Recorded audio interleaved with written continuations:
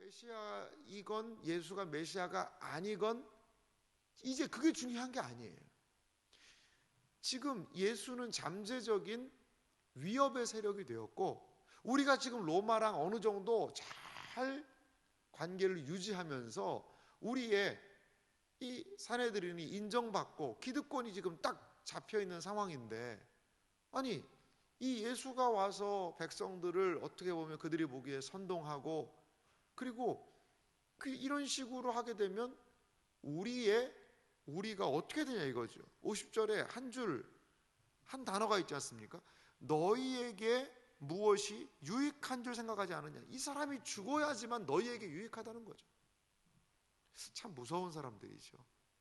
자신들의 기득권, 자신들의 이 종교적이고 입법적, 사법적 그 기득권, 유익을 유지하기 위해서 저 사람이 메시아이건 메시아가 아니건 그건 중요한 게 아니라 그냥 죽이자는 거죠.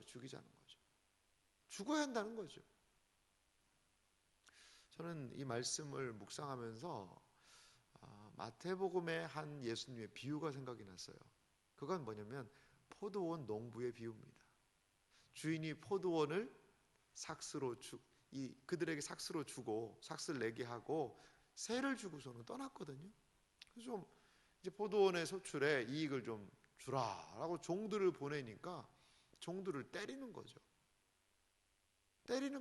안 주는 거예요.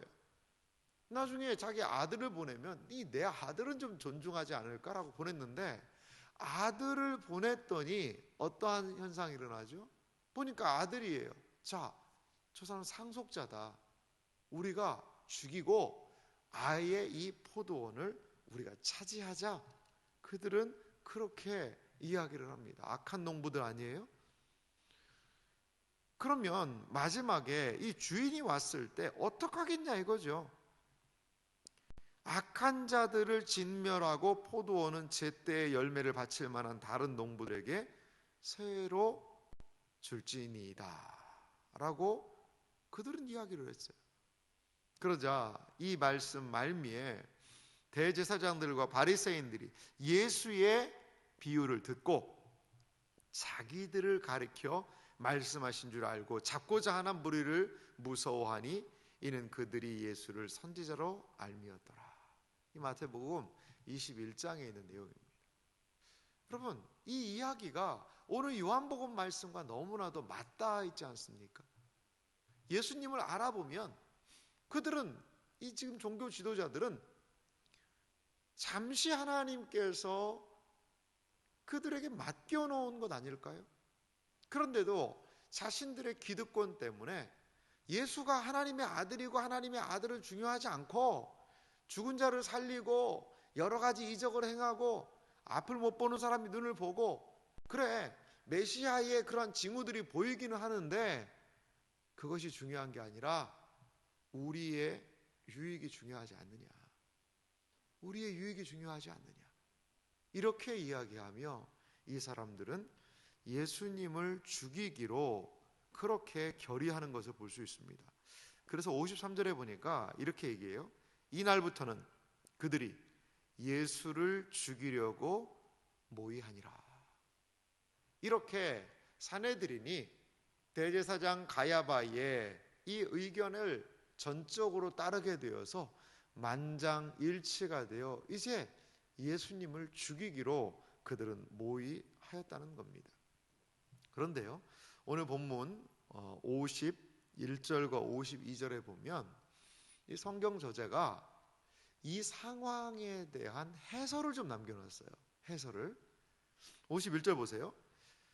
가야바가 말을 하고 예수를 죽여야 된다라는 말 그 끝에 이렇게 얘기해요. 이 말은, 해설입니다, 스스로 함이 아니요 그 해의 대제사장이므로 예수께서 그 민족을 위하시고 또 그 민족만 위할 뿐이 아니라 흩어진 하나님의 자녀를 모아 하나가 되게 하기 위하여 죽으실 것을 미리 말함이러라. 여러분, 놀라운 일 아닙니까? 가야바는 자신이 꾀를 생각해서 저 예수가 죽어야 우리가 산다, 저 예수를 가만뒀다가는 이 나중에 로마가 와서 우리를 멸망시키고 그리고 우리가 다 죽을 거다.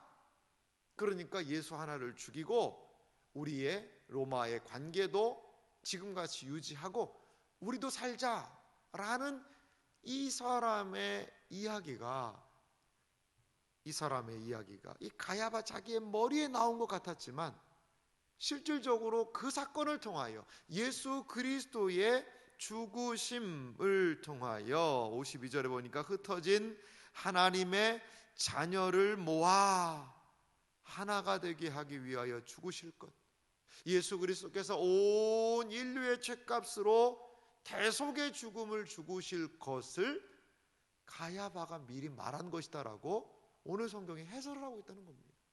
하나님께서는 가야바 자신도 알지 못하고 그들은 자신의 유익을 위하여 행동했지만 이것은 인류를 구원하기 위한 하나님의 큰 구속 사역과 맞닿아 있는 일이 되었다는 것이죠. 이들은 예수 그리스도의 뜻에 협조하고 동참해서 하나님의 뜻을 이룬 것이 아니라 예수 그리스도를 죽이려는 악한 음모를, 예수 그리스도를 대적하는 편에 서서 음모를 꾸몄지만 하나님은 그것을 뒤집어서 하나님의 뜻이 이 땅에 이루는 수단으로 삼으셨다라고 오늘 성경이 해설을 하고 있습니다. 사랑하는 성도 여러분, 그렇습니다.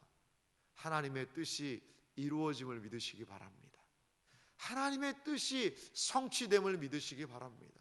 오직 하나님의 뜻이 사람들의 간교한 계교가 있다 하더라도 하나님께서는 그것을 통하여서도 결국에는 하나님의 뜻을 성취하신다는 것을 우리가 말씀을 통하여 기억해 볼 필요가 있습니다.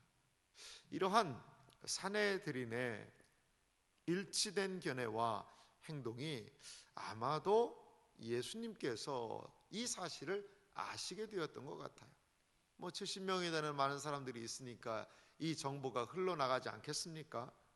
그래서 54절에 보니까 빈들 가까운 에브라임이라는 동네에 가서 제자들과 머무셨다라고 이야기를 해요. 이 에브라임이라는 곳은 약 예루살렘에서 한 20km 정도 되는 그런 곳이었습니다. 그러니까 예루살렘에서 그렇게 과히 먼 곳은 아니에요. 20km 정도 되는 곳인데 이제 예루살렘으로 유월절을 지키러 오기에 그리 멀지도 않은 그러한 곳이었다는 거죠. 이제 유대인의 유월절이 가까워 옵니다.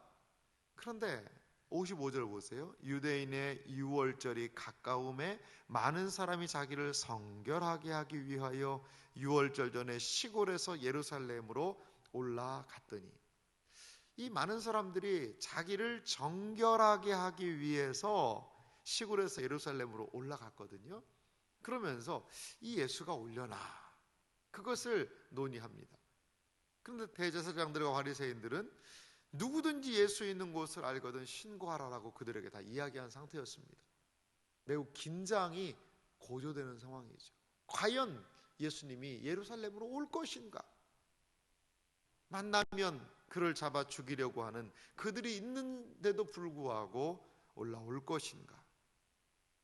55절, 많은 사람들은 자기를 정결하게 하기 위해서 유월절 전에 시골에서 예루살렘으로 올라왔는데 그 예루살렘 가장 종교적이고 가장 거룩하고 하나님의 뜻에 늘 대행하고 성경을 해석하는 그 사내들이는 하나님의 아들 그리스도를 죽이기로 작정한 가장 수치스럽고 가장 더러운 집단이 되어버렸다는 겁니다.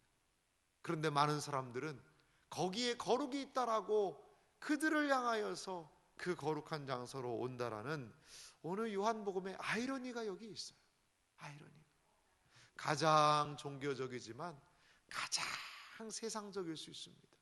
가장 거룩한 것을 이야기하는데도 불구하고 가장 자신의 이익과 탐욕을 따라 움직일 수밖에 없는 그러한 사람들의 모습을 우리는 성경을 통하여 확인합니다. 예수 그리스도를 인정하는 삶이란 무엇일까요?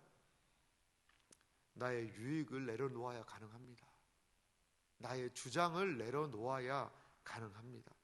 나의 유익을 극대화하는 삶은 예수 그리스도를 주인으로 따르는 삶을 결코 갈 수 없다라는 거예요. 어떠한 삶을 살아야 할까요?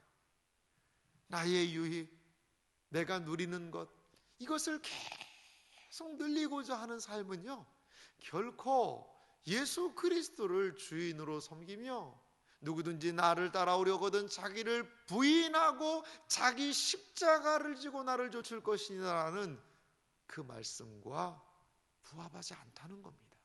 부합하지 않다는 거예요. 우리는 이 산헤드린 공회를 약간은 비난하고 싶은 마음이 많이 들죠. 왜 예수님 못 알아보고, 예수님을 알아본다면, 메시아를 알아본다면 가장 먼저 경배해야 될 이 산헤드린이 어떻게 이럴 수 있습니까? 라고 한마디 하고 싶어요. 그런데 이것이 때로는 우리의 모습일 수도 있다는 거죠. 우리의 가진 유익 때문에 예수님을 믿지만 온전히 따르지 못하는 때는 있지는 않는가. 나의 유익을 추구하는 그것 때문에 말이죠. 사랑하는 성도 여러분, 예수님을 온전히 따라가는 우리가 되기를 간절히 소망합니다. 거기에는 자기 부인이 필요합니다. 자기 부인 안에는 나의 유익이 때로 유보되고 포기되는 것도 필요해요. 그러면 어떻게 살란 말입니까? 그래도 살아야 되지 않겠습니까? 여러분, 우리는 주님을 따르는 주님의 제자고 종 아닙니까? 그러면 주인님이 책임지실 거예요. 우리를 부르신 그분께서 우리의 삶을 책임지신다라고 성경이 이야기하지 않습니까? 종은 스스로 먹을 것을 챙기고 스스로 먹을 것을 살궁리하는 것은 종의 모습은 아니에요. 유대 사회에 굶는 주인은 있어도요, 굶는 종은 없었다고 그래요. 주인이 종의 먹을 것 챙기는 겁니다. 우리 주님을 기억하고 나의 유익을 때로 유보하며 온전히 그리스도를 따라가는 그러한 주님을 바로 만나고 알아본 삶이 우리에게 있기를 주님의 이름으로 축원합니다. 복되고 은혜로우신